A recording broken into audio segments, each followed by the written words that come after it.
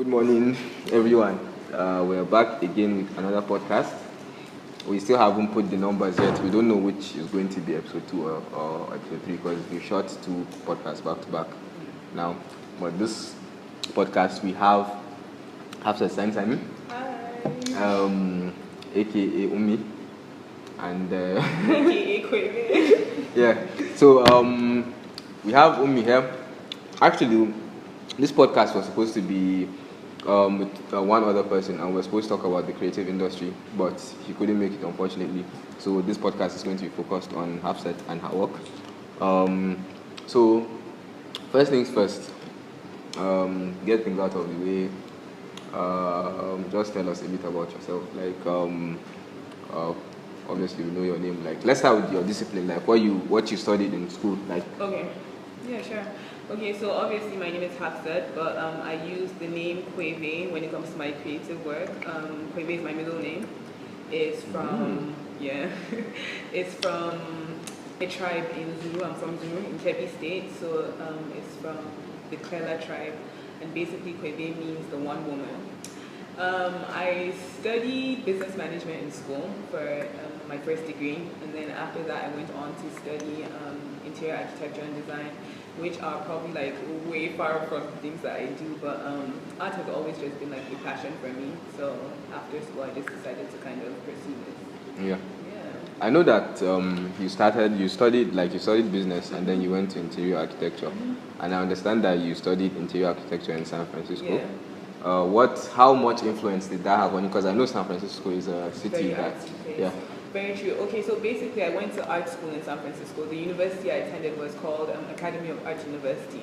So even though I was studying architecture, I was surrounded with like a whole bunch of art. Like the city itself, like you said, is very creative. Like the energy there is just very artsy. And the fact that I was going to art school, I obviously had a lot of like artist friends. So just like hanging around them and just like in our extra time, we would always just work on art. So just like paint or like draw and just do little things. Like I never knew how much it was affecting me in the moment. I was literally just having fun with it.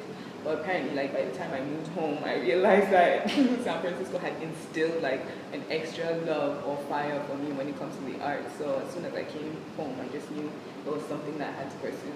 Okay. But was choosing the school intentional? No, that's the crazy thing, because when I was studying business management, I remember like finishing from Coventry my business degree, and I knew that I wanted to study interior design. I knew that that was something that I would want to do like down the line somewhere. So I started looking for schools. All the schools in like Europe and around England wouldn't necessarily like accept me in there because I didn't have a background in architecture or anything like that. So getting into school was kind of hard for me. I remember calling my brother and panicking one time, like, oh my God, I don't know what I'm about to do. This is what I really want to do, but these schools are making it so hard. So he told me, like, why are you just looking for places around? Like, just look everywhere, just find a school and hopefully something will like come up. So I remember finding this school. I'm just on Google, like, looking for schools, and I see this Academy of Art University. So I started reading about them and just like started thinking about like going to school in San Francisco and how it would affect me. And I applied. I remember applying that morning, and before nighttime, I sent in my portfolio and everything. And before nighttime, they had like sent me an email like accepting me into school. Carry on. Yeah, of course. I was like, oh my God, like it was just so perfect. So I came home and I told my parents that this was what I wanted to do, and alhamdulillah, they were very supportive of my dream. So I packed my bag and I moved to San Francisco. That's like very coincidental. I know. I never expected that this was how everything was going to play out. So yeah, it was amazing. But I think, like, I learned you drawing like all through your childhood. Like, Sorry? Yeah. Drawing from a very early age, right? So the crazy thing is, as a child, like when I was younger, I always used to tell anybody that would listen, like, listen, I'm going to be an artist when I grow up. But that was just like the kid in me. Like I've always loved anything creative. So not just like drawing, but I used to do like crafty things. It's so crazy. I've circled back to making clothes because when I was younger, I would always like tie and dye my t-shirts or like try to sew things onto my t-shirts and things like that. Like I've always kind of circled around doing things like this, but just never took it like seriously till now. And don't forget, like even though I was doing this when I was younger, it just kind of like disappeared at one point. So when I was studying business and all of that, like I didn't, I was focused on school and like everything else. I wasn't thinking about any of this. So the fact that I circled back is just mind blowing to myself too. But before we go deeper into that, I want to get something out of the way. Sure. So you said Kweyve is one woman. Yeah. So the fact that was that the reason why most of your paintings are about women? No. Or just another coincidence? Okay, yeah, it's a coincidence too because my dad gave me that name and I remember asking him what it meant and he told me it means the one woman or the women amongst women. And that kind of just like stuck because I felt like I just wanted to do something. Like the fact that he felt that a woman amongst women, I felt like it was my duty to kind of do something, you know. So I just added that as the name to my whole like art. Yeah, exactly. But then as far as like having women on my clothes and stuff like that, I'm just like very in love with, I don't know, like the feminine power right now, like just women empowerment and just like. I'm just in love with the idea of a woman like doing her thing and being herself. So that just kind of plays into my art a lot. Well, that topic, I've also noticed that most of your paintings are mostly African, very like African women, and with the whole natural look, with the afros, and the thick lips and all that, which shows that they're really African. Is that intentional? Or? Yeah. I'm obviously an African woman who's very in tune with herself. I'm very in love with the natural hair and just like accepting yourself for who you are. So I just feel like I want a lot of people who aren't as confident with themselves to just understand that, listen, every woman is beautiful in her own way. And what better way to kind of do that? I just felt like art, like making it beautiful and like having people like just stare at these images and see the beauty in them would like help them see the beauty in what an African woman is. That makes sense actually. Yeah. I think, I know, because we've known each other for a while now. We've had this conversation like maybe about 5-6 years ago. I know you started like doing shirts, and then you stopped. Why did you start then, and why did you stop? Well, I guess one thing that people have to understand, or for me personally, one thing that I've always held dear to my heart is trusting the process and understanding that things happen when they're meant to happen. Like I said, like I've always like circled around like being creative and wanting to do all of this, but I feel like it just wasn't the best time. So when I was in school, like balancing like schoolwork and doing the art and also experience, because I was in school, like I didn't have enough time to kind of like work on my skill or like, I remember like doing these shirts and putting them out there and people were telling me they were nice and everything, but then I remember thinking to myself, like, I just have so much more to give. Like the things I was producing weren't exactly how I was imagining them or expecting them to come out. And I wasn't too hard on myself because I knew like time could kind of fix everything and like just practicing more would kind of like help me get to where I wanted to be. So I told myself the only thing I could do was just like be patient with myself and just kind of like leave that for now because it just didn't feel like it was the right time. It just didn't. Okay, and also like I remember last year we also had this conversation about starting up. When you were about to start, remember I came to the factory. I was having a conversation. You were like, where do I start from? And if it's possible or if it's too much work, like from then, like, did you think all of this was possible? Like, if you start, you would get? Because I think I've noticed that you've had kind of like a huge startup success. A lot of people are interested in the shirts that you're making now. A lot of people are buying the artwork that you make. Last year, like when you started, and did I picture this happening? Yes. Absolutely not. Because first of all, I didn't know what I was going to do with my art when I was talking to you. I had just come back home and I was painting on like canvases. I remember like my entire life, first of all, the crazy thing is I've always said that I didn't know how to paint people or faces or any of that. So coming back home, I didn't even know this was the direction I was going to take. So I was just like painting landscapes there and just kind of like enjoying myself. And I remember when we had the conversation, I had actually started painting on canvases, like doing the women and stuff like that. So at that stage, I was still kind of surprising myself So I had the canvases and I was painting and I was seeing the improvement in my work, but I still didn't know the direction I was going. I tried to sell canvases in the beginning.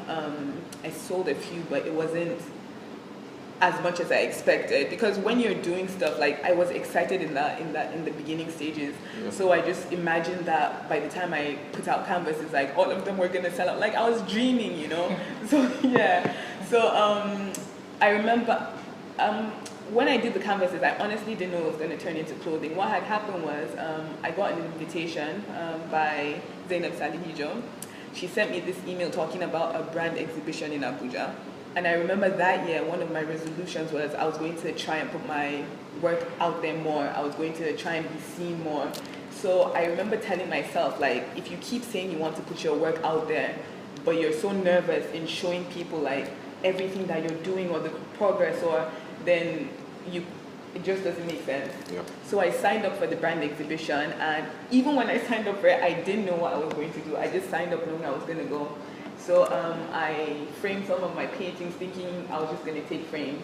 One day I was sitting in my room, just imagine, and I remembered that I had done t-shirts in the past, and I said to myself, like, wait, what if I do t-shirts? And then I decided I was going to print some of the images that I had painted onto the shirts. But the more I thought about it, like, the more creative I was getting, and I thought to myself, okay, wait, that's a bit boring. How about you hand paint on t-shirts, like these women that you're painting, and people are telling you these women look nice. So why don't you just like hand paint onto things and like see where it goes? So I took a few t-shirts to the event, and it was crazy because I think I took 20 t-shirts with me and I came back home with 5. Wow. Yeah. And I was like, wait, like, this is kind of making like a bit of sense. And like people started calling me, like asking, oh, can we get that shirt and this shirt? And I'm thinking, wait, like people are actually interested in these like shirts that I'm painting on. And I guess that was just kind of like the birth of the whole Kweyve line and the whole package. Because well, I've been a closer fan of Hafsat for a very long time, so I've been watching you over Twitter and seeing what you've been doing. Thank you. And like your experiences, does it reflect on? Because I know there was a time you were writing. You wrote a very nice piece back then, the 25-page book that you started writing. So I don't know where you are with the writing right now, but like where you are at particular times, does it affect? Does it show when you're working? Yeah. The direction you take. Yeah. Okay, so I feel like I'm a very open person, also very emotional and very expressive. So I think that kind of like helps with everything that I do. I also like to pay attention to everything that goes around me. So a lot of the things that I'm around like inspire me a lot. And because I'm very expressive, I always like try to find new ways to express myself. So as far as writing goes, like I've been writing forever too. Like when I wasn't painting, like I told you, I had a time in my life where art just wasn't working for me. I was writing a lot. And even when I was younger, like I've always like had journals, just like growing up, just like, yeah. And the thing is, when certain things are happening in your life, I guess you don't kind of realize how they're all connected somehow. So I'm writing and I'm painting at the same time, and then sometimes when I like go back on my things, I kind of see how I was in the same state of mind, like how my work reflects. Yeah, so they go hand in hand, kind of. Yeah. That's really nice. Yeah, thank you. So let's come back to Nigeria, because I know the way you're talking, people will not really believe you grew up here in Nigeria. So, yes, you grew up here in Nigeria. I did. So how has the environment affected you in terms of being able to be creative and then have yourself out there? Because you know people always can be very confident and all that. And basically like an extension of what you said, in Nigeria, like now in 2017, I think people are starting to appreciate the arts a bit more, especially in the north. Before, like growing up, it wasn't the same. Like you did basically, you had to study and be in 4 different fields, either engineering or medicine or things like that, and everything else was just by the way. And people tell you it's not realistic. It's not a dignified profession for you to go into. So, how did I overcome all of that? Yeah, what are some of the challenges, and what do you think the difference between, like, let's say now and 10 years ago? Okay, I'm going to start off by trying to answer what he asked me. So, as far as how being in Nigeria has like influenced my work. Yeah. First of all, I grew up here.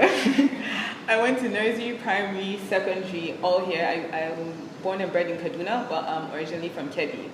So even though I was like inspired, like the love for art was instilled in me when I was in San Francisco, I was still all over the place with that. Like, yes, I knew that I wanted to find art in my life again. Like, I wanted to return to my roots and all of that. But I absolutely had no direction. Like, I had no plan on how I was going to do that. So I came back home with like this passion, but there was no direction. So by the time I moved back home, like just like I told you, like when things happen to me, I don't necessarily like see in the moment how they affect me till something kind of comes out of it. Yeah. So by the time I moved back home, it was just the culture, like something as simple as the clothes that we wear, the African print there, you know, just like, I don't know, like, I feel in Nigeria we just have some deep roots as far as like our culture goes. The prints that we wear, the way that we relate with one another, our food, our music, like all of that. So being back home just kind of like showed me what I was inspired by the most, which is just like the African prints and like the love for the African feel, like the whole thing, you know? So I fell in love with that, and that's what kind of like gave me direction to, like you said, it shows in my work, like how tribal my women are, or even just my canvases are. Then going off of like the challenges that I faced when I first moved back home, I definitely faced a lot of challenges, especially because like I paint people. You know, obviously, a lot of people aren't very comfortable with the idea of like having like images of like people on canvases or on like clothing and stuff like that. So that alone was like a lot for me to deal with. And then the fact that people don't necessarily believe in art like simply or easily.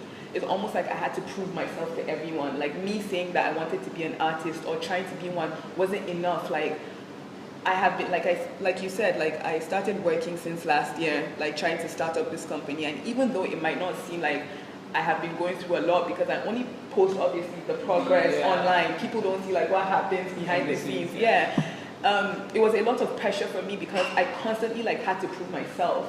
Like I constantly had to put out good work. So every time I was working, I wasn't in the beginning, I wasn't very comfortable with just like working and producing things that I love. Like I felt like I had to prove a point to everyone, kind of figure out what people liked here or people would accept and things like that. So it was definitely very challenging trying to be myself and produce work that I wanted to give, but then also find a market for it here and acceptance for it here. So it was very tricky. Did you ever have someone that told you this thing that you are doing because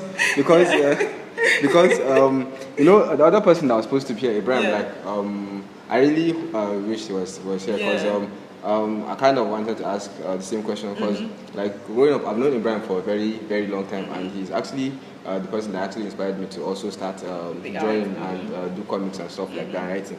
And Abraham has been doing this for a very, very long time, since when he was young. And again, I'm going to ask you about like progression, because for someone like Abraham, you can see the progress. At that time, I remember the first comic he made, the name was Quest. I will never forget that comic. If at that time we said, oh, this drawing is really, really good, and now if you see the drawing, it doesn't look anywhere near as good as what he's doing now. But at every single point, if you put his work like on the timeline, you see the progress that he's made. But every single time, especially before, as I told you, like people didn't really appreciate these things as much. People were always telling him, like, somebody like you, why are you doing this? And then as he got older, people were like, at your big age, you are drawing comic and stuff like that. So people do that here in Nigeria, especially in the northern part of Nigeria. So has anyone ever told you something like that? You don't have to mention any names, but has someone ever told you, and has that ever like deterred you or attempted to kind of deter you from actually continuing? Yeah, well, as far as like people telling me what I'm doing is crazy, like I've heard it so many times from my friends, from people that I just never expected would like not believe in the process, you know, at least my process. So constantly in the beginning, I always used to hear like, people used to laugh. People used to laugh, I'm going to be honest, because I'm a grown up too. So me painting all the time and having like paint on my clothes and like people would always judge me like, do you realize how old you are and you're here like painting and like I said, like I don't only do art, I'm also very crafty.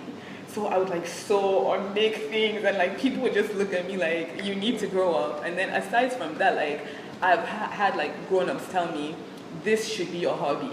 this is a hobby. Art is not a real career. Like, you need to find a job, you need to go work.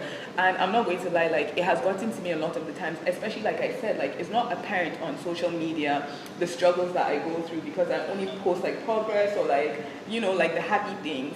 So a lot of the times, like, I would just feel like I wasn't doing the right thing. Like, if one person said it, then it's understandable. But then if a bunch of people were telling you constantly, like, you need to, like, it definitely got to me. And at very many times, like, I would even stop the things that I was doing. Like, I would feel like uninspired because I would let my mind, like, think about the things that people were saying to me, like, oh, this is not a career, this isn't good for you, and things like that. Like, I just wasn't even feeling creative anymore. Yeah.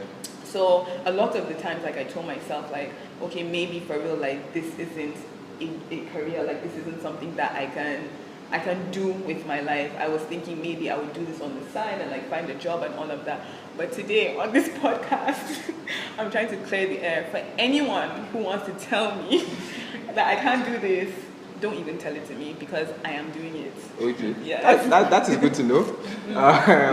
No, okay. In terms of that, that's actually another question that I would like to ask is this for you? So it is your decision, as you said. For you, is this like by the way, and then you want to look for a full-time job, or do you want this to be your full-time job, or you're just going with the flow? Honestly, like when I say full-time job, I mean like maybe like a 9 to 5 in like an industry that you study, and then do this on the side, or you want this to be strictly what you want to develop into a full-time career? Okay, so first of all, I want to just say how grateful I am, because God kind of worked it out for me. Let me just explain it to you. Basically, I do have a job. Yeah. I work as an interior designer. I work with my mom. My mom has a company where they kind of like manufacture furniture and stuff like that. Like, it's all locally made. So when I first moved back home, I dove into that with her, and I've been working as an interior designer and all of that. Like, I love my job, don't get me wrong, but at the same time, like, I do believe that this is not a hobby. The things that I'm doing as far as Kweyve goes, it's not a hobby. I feel like if anything, any other work that I might do would be on the side. I believe that with this, first of all, I don't know if you people at home or people watching this realize that I don't only make t-shirts. I'm also into like textiles. Yeah. I also, exactly. So I make clothing, like material for clothing. I've also hand painted on like furniture and on just home accessories and things like that. Yeah. So I want. Yeah, exactly. I make posters. I do different. Like me, reminding you of all the things you do. Yeah. So I need people to understand that when I talk about Kweyve, I don't want you to only think about the t-shirts, even though the t-shirts are kind of what have been making their rounds now, and they're the things that are getting people to pay attention to the things that I'm doing. Yeah. But I also want people to understand that there are layers to me, and there are a lot of things that I can offer. Yeah. So as far as like the creative side to me, I definitely don't think like it's a side thing or like a hobby or anything. I feel like I have so much to give. Yeah. So if right now, like, I'm starting from the ground up, and that's perfectly fine with me. Okay. I'm absolutely trusting the process. Like, things are not the thing is, when you're starting up a business, or when you tell people that there's certain things you want to do, people don't understand that there's a process that you have to go through. People just want to wake up one day, like if you say you're going to own a company, then the company has to be successful, like it has to be there in your face and all that, but that's not how it is. Like, you have to start slow and get somewhere. So I just want people to understand, like, it's not a hobby. Like, I'm starting from the ground up now. I have a vision for myself. Like, I know where I'm trying to go, and this is definitely full-time. Okay. Being creative is definitely full-time for me. Okay, I think Fatima has a couple of questions, sure. So I'm just going to excuse myself for some minutes, and then she can take... Like, currently now there's a lot of discussion about how the arts in Nigeria is really good, like first finished cover first read, there was a lot of discussions there. But really today we are more focused on the writing and literature, and then there are a lot more ways to express yourself, which you do always through your art. So how important is it for you to, that your art, because I know, like you were talking with one of my friends already, like for an art to be really expensive and really successful, it has to come with strategy and opportunity. So for you just to sell a canvas and then really reach the ground, it really comes with a lot of backstory.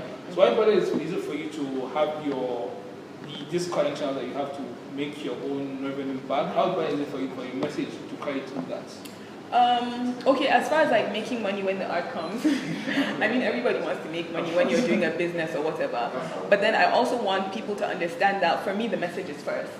I want people to see me and understand the person that I am.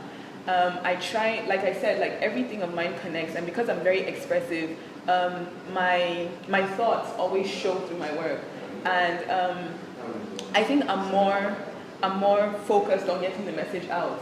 Like I try my best when I post things, I always have a backstory if you notice. Like I always explain what my thought process was or what the story behind it is and stuff like that. I like for people to know where my mind is. Like it's a bonus that it comes with a check, like definitely. But for me, it's definitely about the message. I like to tell stories. I like to, like I told you, I just have love for Nigeria and what we can offer to everybody, like to the world. So I just like try my best to be able to tell stories through my work, and it's like I said, it's just like a bonus that the money comes. So yeah. So hi Fatima. Hi Hafsat, how are you? I'm good. Okay, so sorry I'm late, and I have a few questions for you. Sure. They asked most of the questions I wanted to ask. Kweyve, Yes. one woman army. Yeah. Do you plan on having more people in maybe more years to come? I mean, you To can't join the join the production. Yeah. Because I feel like you can't do the shirts, the textile, the merchandise all alone. So do you have the plan to? Okay, so my art right now is like my baby. I put so much time and effort into it, like as far as like the marketing goes.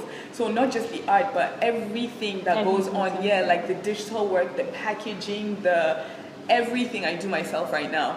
And I've grown to love my brand, because basically what I've been trying to do is make my brand exactly me. Yeah, like I want you to see my brand and to know that this is who I am. So it's been very hard for me to kind of let go of, give responsibility to other people, because right now I feel like this is the time for me to get it right. This is the time for the image of what I want my brand to be like. This is the perfect time to get it out there. So as far as like expansion and things like that, like I said, I've been fortunate these days to be receiving like a bunch of orders as far as like textiles and the t-shirts. I do everything by hand, so it takes a lot of time. So now that the orders are kind of like increasing in number, I have thought about it. I know that I definitely have to get people to help me. I don't know when.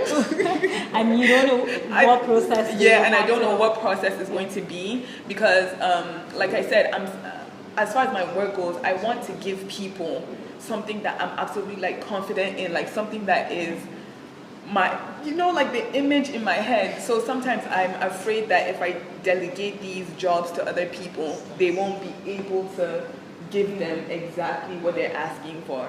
So, I mean, it's a struggle, but... And that's the cost of being an artist. Yeah.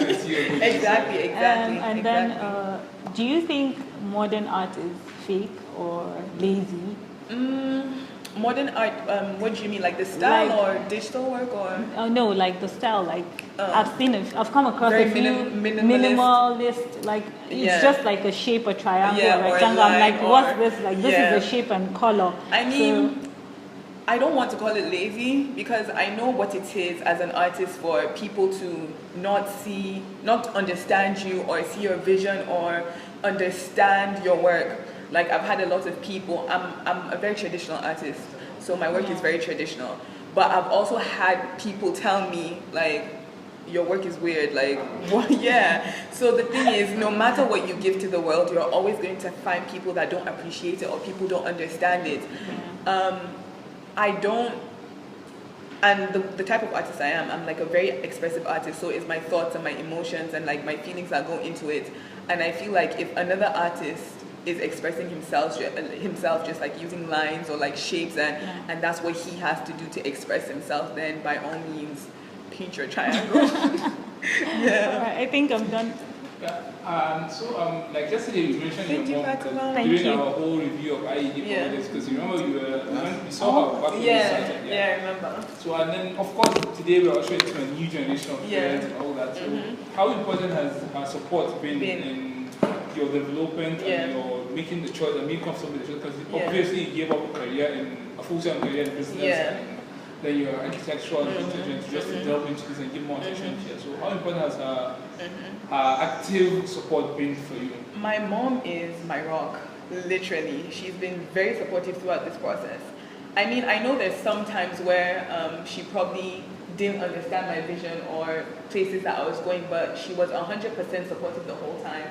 Like I said, when I first moved back home, I was working with her like on interior design and stuff like that. But it came to a point where I guess she kind of realized that my attention wasn't like 100% on the interior design. Like I was branching off, like trying to explore the arts and like do things like that. And I remember her saying to me one time, like, if this is what you want to do, then maybe you just need to try it out and see. Like if it works out, then that's fine. And if not, at least you know that you tried. So I remember her allowing, because I used to go to work with her every day. So I remember her not asking me to go with her anymore, like just allowing for me to like stay home and just like work on things. And I remember like in the beginning, I would always take my work to her to show her like, oh, this is what I've been facing. And even though like looking back now, the work was nowhere near good as what I do now, she would always tell me like my work was good and all of that. I know that she probably didn't think it was that amazing, yeah, but she was being a mom. So I mean, her support, for me, her support was everything, because like I said, just speaking on what Saeed asked me earlier about like the outside pressure and like people telling me my work wasn't like good enough or what I was doing wasn't making sense and stuff, like I just feel like if her support wasn't there, if she wasn't there to like keep on telling me like you have something, then I definitely wouldn't be here today. Definitely. Do you know the Hundreds?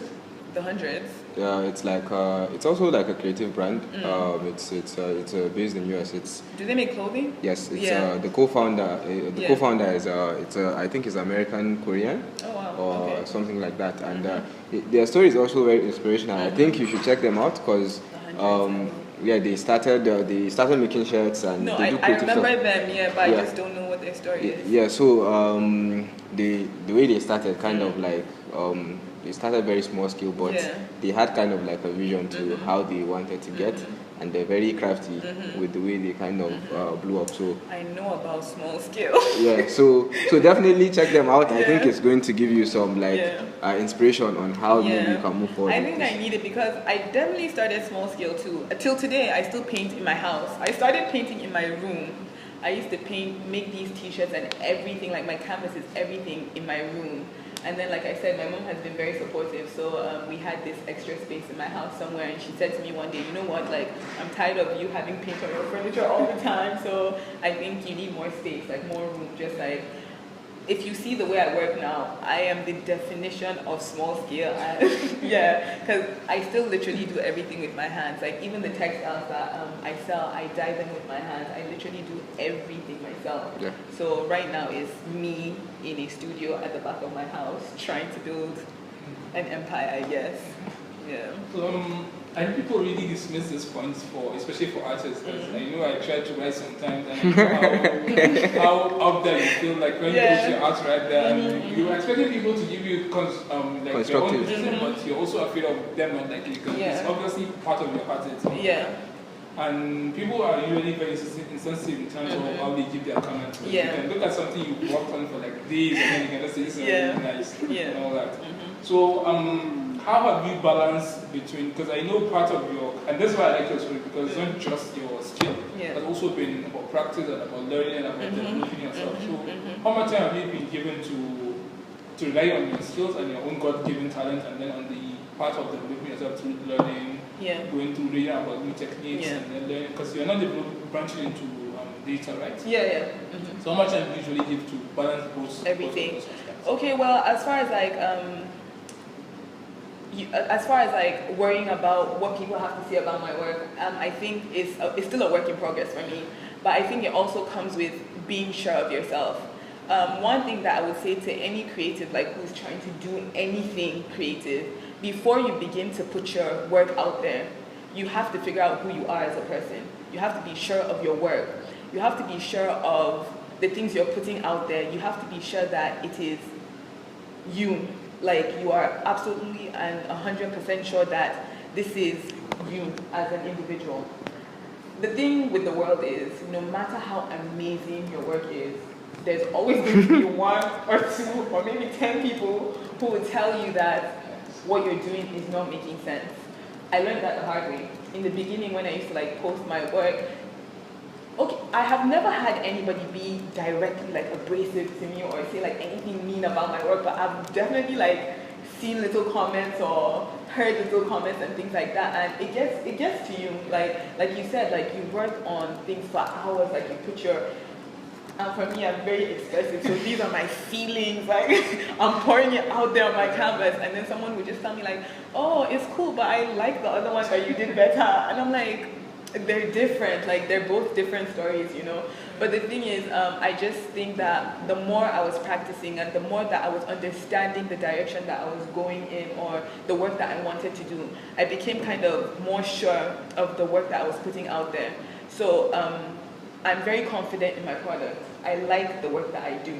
If you don't like it, you just don't understand the work that I do, which is fine. Like, we're not in this world to understand every single person, so that's completely okay. As far as like balancing and like the amount of time I put like into different things, like you said, I'm going into digital things. The thing is, I don't make these decisions in my head like, oh, today I'm going to wake up and I'm going to learn to be digital. No, like it always just kind of happens some way. Like I started painting on canvases and then I thought, oh, let me paint on shirts, and then I did it. So I started painting on shirts and I started thinking, oh, I like the shirts, but then when I'm getting them to people, I want them to have like an experience of like my art and stuff like that. So I want my packaging to be very artsy still, like maybe the little, you know, notes that you get in there, or the little like sheets of paper. Yeah. So I wanted everything to kind of like still be nice. So not just open like a bag and have the shirt in there, but then the bag itself, the packaging. And like I said, I want my work to be very reflective of the creative that I am. I told myself, like, if this is what you want to do, then you have to do the packaging yourself too, you know, like I just want the image to be exactly how I see in my head. So because I went to architecture school, I kind of learned how to use Photoshop a little bit, like just to edit like pictures of furniture that we would use in class and stuff like that. So just using these little skills that I have, I kind of like started playing around on Photoshop, like seeing what else I could do and stuff like that. So the thing with work is, I'm very fortunate that I work in a field that I absolutely love. So nothing actually feels like a job or like work or that I have to learn, you know. I just like do fun stuff and try to change it and do it differently the next time and things like that. And I see by just like putting in time. It's time. It's all about time. I feel like just putting in time in whatever I do. So even like with the shirts, you can kind of see like the kind of like changing now. Only because I've done maybe a certain style for so long that I've kind of like perfected it. So I kind of like change something. So I'm always like trying to learn new things, like just trying to, I guess, yeah. Okay, I have a question to ask. Like, the environment in Nigeria isn't very welcoming. No, isn't, like we said, it's getting better. We're getting there. Yeah. It's not very welcoming. Like, you go to Silicon Valley or you go to a place like LA, anyone can start anything. Like I told you, like the hundreds and stuff like that. It's easy for you to just really convert your passion into like a career and stuff like that, because the environment is more welcoming in places like that. So you know that definitely if you have something very unique and you take it out there to places like the US, some parts of Asia as well. They're very welcoming of creative stuff. Exactly. Right. So if you had the opportunity, let's say someone provides you an opportunity, like, oh, there's a creative scene in LA or something like that, bring all your stuff to there. Would you move there, and when you know that there's a big opportunity, or would you stay here and develop yourself in Nigeria so that you know in the next couple of years maybe you can be the you know, this thing? Okay, well, first of all, this creative journey started for me outside of Nigeria. It started for me in San Francisco. So it's very tempting. The idea is very tempting. I have like a lot of very creative friends, obviously my artist friends there. I see the work that they do and how they're like building and like growing and all of that. But as far as like me moving there to go do my work, I don't think that I would do that, only because like I told you, everything started there, but I did not find direction till I moved here. The things that inspire me, the things that speak to me are here. So And we live in a world now that is very digital. Like, I might be in Nigeria, but my work, like at the same second that the person in Nigeria sees my work is the same second that someone in America is going to see my work. So I feel like if you see my work and, sorry, I feel like, I don't know, I just feel like whatever I can do here, like I said, everything that inspires me is here, so I need to be here to do the work. But I don't think that it's very difficult for me to get my work out there. There's Instagram, there's blogs, there's Twitter, most of my customers don't buy my things because they come to my house to come and like find me. They see my things online. And I've been fortunate enough to sell my things to people outside of Nigeria too. So I don't think that I have to move out of here to like build or like to, and like I said, a lot of my friends are building and becoming like creatives like me. But then the processes are the same. The same struggles that I have are the same that they have too. I mean, maybe they're different, they're other ones that I might face, like as far as like Nigeria not being as accommodating as another place would be, but then the struggle and the process and like the time and like everything that I'm putting in is the same that they have to put in to get to where they need to go. But even if like we keep saying Nigeria, I think even in Nigeria it goes from area to area. Because if you go to places like Lagos, Lagos, you definitely I'm trying to move to Lagos. you definitely find people because you know I'm interested in like skating and skateboarding and stuff like that. So. I was like, where am I going to, like, who does this thing in Nigeria, like finding people, and then I found out that there's like a whole skateboarding scene, like I checked, they have a website and everything they do. Oh wow. So you have things like that in Lagos. So the northern Nigeria, I think, is kind of playing catch up to places like Lagos and probably Calabar and stuff like that. But in general, yes, we can understand that. Yeah, one thing I want to add to that is, the thing is, we keep on talking about how backwards, like, maybe our area is in understanding art and appreciating art and stuff like that. But another question that people should ask is, how many people are trying to get people to understand what the creative realm is really about? I know that we're very set in, a lot of people just say, it doesn't work here, it doesn't work here, and a lot of people listen. Yeah, a lot of people just listen and accept it. So for me, like, despite the struggles and despite everything, I'm a very focused person. I try to be, like, I set goals for myself and I try to achieve them. Yeah. So when I started this whole thing, I knew it was going to be hard. I already knew. I knew I was going to, like, hear people say that, and but then I took it as a challenge. Like, I'm trying to show people that even though you think that it's not possible in the north, or you think that people are not going to accept this type of art, or that's not true. If you feel like people won't accept it and this is what you absolutely love doing, then why won't you stand up and be the first person to do it? I think we need inspirational success stories, because personally I've had people come to me and they talk to me about like how they actually want to do all this creative stuff, but they don't have any supportive people. There's no good support system. Like they actually want to do it, but some people they don't know how to do it, or they don't have the support system, so they feel like they're not good enough. And some people they actually want to do it, but then, like, for example, let's say the three of us are having a conversation. Maybe I'm interested in art or painting or stuff like that, and then I go to an environment where all they're talking about is selling houses in Abuja. You know, very true, very true. And then I feel left out, like and then instead of like trying to also like say, okay, this is what I want to do, then I kind of drop that because I want to fit in, and I'm like, okay, yes, let us do business. Well, let me tell you, with being creative, like, you have to be an individual. You have to be a complete individual, and you have to understand the type. You need to watch the type of people you have around you. For me, like, it's very difficult. Of course, you have even your friends. Some of your friends won't understand your vision or what you're trying to do, and that's perfectly fine. So what you need to do is you need to find balance when you're trying to be creative. Like, for me, I remember, like, when I first moved back home, it was the same thing, you know. I didn't really have like very many creative friends or people to talk about, so I was kind of like even scared of starting up. Like, I had the ideas, but I couldn't even tell it to people because I didn't think they would understand or, you know, like, encourage me. But meeting you and like other like creative people, no, it's true, because I remember that I always used to call you, or always like try to like at least meet up with you when I had like creative ideas. Like, I would tell you, oh, Saeed, we need to talk about this. I have like so many ideas in my head. Or just like other like creative people. You have to find people that kind of like share some part of your dream with you, so you can have them around you. Because if you don't have those type of people who kind of like see nobody is going to ever see your entire vision, like where you want to go, but then people are going to like have the idea or kind of like understand where you're coming from at least, even if they don't understand where you're going. So I feel like it's very important to have these support groups. Yeah. And honestly, like, it's very important, like, on social media. For me, like, if you see my timeline, I'm always, like, retweeting, like, talented people or creative people, like, telling them, like, oh my God, your work is so amazing, keep doing, like, you have no idea. Yeah, exactly. You have no idea what one compliment can do to a creative person, because it's not easy. Like, a lot of people, more people question you than tell you that you're doing a good job. Yes.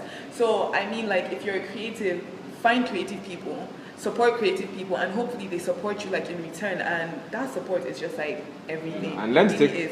Yeah. No, sorry. Mm-hmm. Yes. No, that's it. No, just learn to take inspiration from everyone. Yeah. But I think I've learned that something. Yeah. And also, because there are lots of things that you said that I really like, and then because we have a lot of creatives out there, and then they really need to hear these points. Like one, that your inspiration is really important. And it's not really about where you are. Like, you don't have to be in LA or San Francisco or Lagos to really have your art out there. Whatever inspires you, it has to be that. You have to roll with that. You have to work with that first. Because, like, for her, it's already here in Kaduna, but that passion was awakened in San Francisco. But then it bloomed here when you go back here. So you can't really underestimate the power and effect of your inspiration. Whatever it is, whether your experience, your environment, the people around you, you need that. And then the support that you also get. That's people really underestimate support because they underestimate the power of this is nice, you should keep going on, good job, and all that. But we don't think it's important, but it really affects you. And it's not just for kids, even grown-ups need that as well.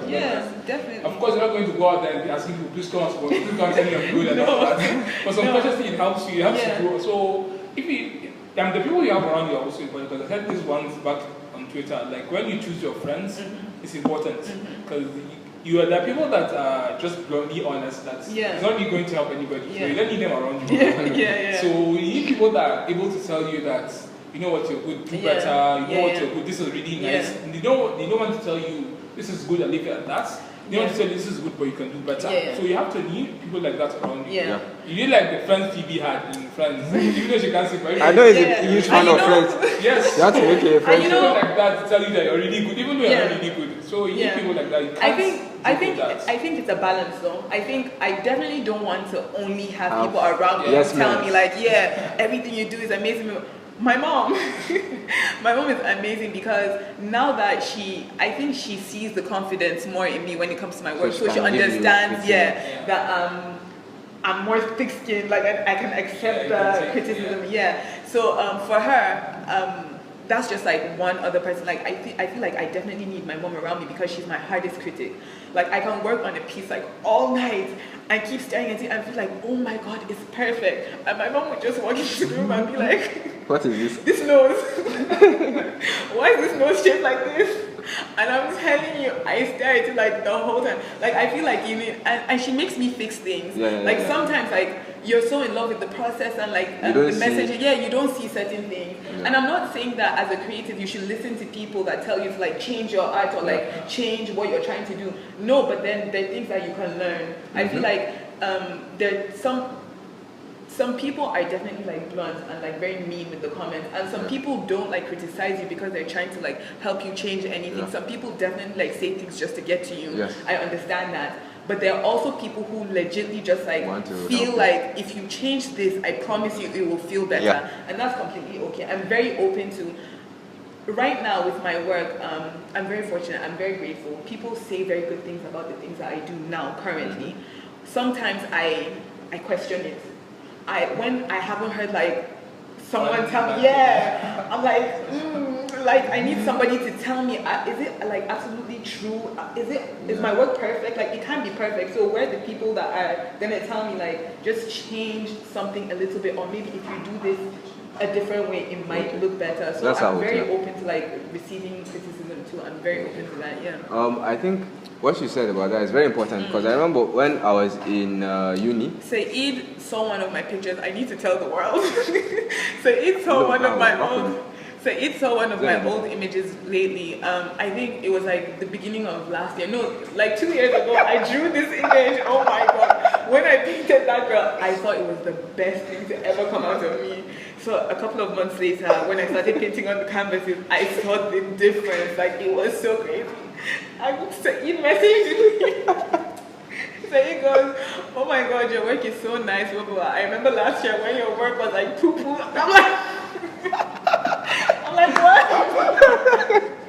Yeah. So honestly, like, and I know that whatever he said to me was obviously coming from a good place. Like, you definitely need friends like that. Like, friends that will tell you, like, you're doing good, but don't forget where you came from. Like, just keep trying to progress and, like, do things. Yeah, because I remember, like, for me, like, even when I was in uni, and, like, we had this really blunt lecturer. The guy was always smoking e-cigarettes. Yeah. And the guy was, he was one of those, like, really, I think he was a hipster. Ooh. So, you know, obviously, I don't have any beef with hipsters or anything like that, but he was very blunt with his comments and stuff like that. And I remember, like, we did like a presentation, and he was like, "What?" Like, and you know, obviously, over there, like, lecturers are kind of, they have like a close relationship with their students, yeah. So they can even use like foul language and stuff like that. Just so obviously, I'm not going to say what he said, but basically, it was like, what is it like? This is not good. Yeah. And at first, you'd be like, why? Like, who is this guy telling me like what I just did is not good? But I found out that every single time, like a lecturer in school criticized me for whatever reason, I said you need to fix this, and you go back, and then you develop whatever they said you should fix, and then you compare the two. You'll be like, why was I even going to submit That's that why trust? people need to understand that people aren't always coming for you when they tell you your work isn't up to par or it's not good, or some people literally want to see you like do better. So you need to kind of be able to separate. I need to be able to find them, but it all starts with you knowing yourself and accepting yourself. And something you are where you're going, so that when someone brings something new, you can just take that in without owning who you already are. Like I said, you have to always be sure of yourself first, because when you're completely sure of yourself, you understand that you can shake things off. When people tell you fix this, you can tell yourself, like, I know my work is good, I know that it is good, but maybe I can fix something, I can make it better. But once there's that uncertainty to begin with, like, you're not really sure about yourself, when people tell you it's not good, you question everything. Like, oh my God, you just question everything. Okay, I have a question. Like, who serves as an inspirational artist for you, foreign or within Nigeria? Like, just across a huge field. Like, I have a couple of people I want to talk about, but okay, so me first. And Abdulhamid as well. Okay. So this artist is more personal to me. His name is Jaman. He was in school with me in San Francisco. And his style. Shout out to Jaman. Shout out Jaman. Yeah. So I remember like always watching him work. He's also very like into his art, you know, like he was always drawing. Even when we were just like hanging around, he was just always like in his schedule. I had a bunch of friends there, honestly. So Jaman and like Keith and like Taharka. So I had like, I know weird names, but I had like a group of friends there. I think the inspiration started from them, because even though I had like loved art my entire life, I never really like studied art or like cared to like check who the best artist was or who's, you know, like I wasn't doing any back checks on like artists or anything like that. So it was when I like met people that I knew who were like actual artists, I began to like pay attention more to the wider, to more people. As far as like what I'm doing now, inspiration, who have I been watching? These are, like I told you, social media has changed the game. I'm very into artists of this age, like traditional artists of this age. So just like random people I would like find on Instagram. I found this guy called, I think his name is Justin Copeland on Instagram, and he's very into like African like women like me. So I remember like watching, I used to be on his page all the time, like thinking, I want my work to look like his. I want my work to, and then as far as like not just art, but a broader range of what I'm trying to do as far as like textiles and stuff like that. Nike Art Gallery, I don't know if you know about her, she's in like Lagos, and she dyes like, she owns, I think it's a gallery, but then she also does a lot of like dyeing of like her clothes and stuff like that, and she also, she collects art too. So I remember like stumbling on pages of artists like her and just like thinking, this is kind of like the direction I want to go to. And so, are you asking me like artists like? No, anyone like just in general who has inspired me. Doesn't matter. Just stories. I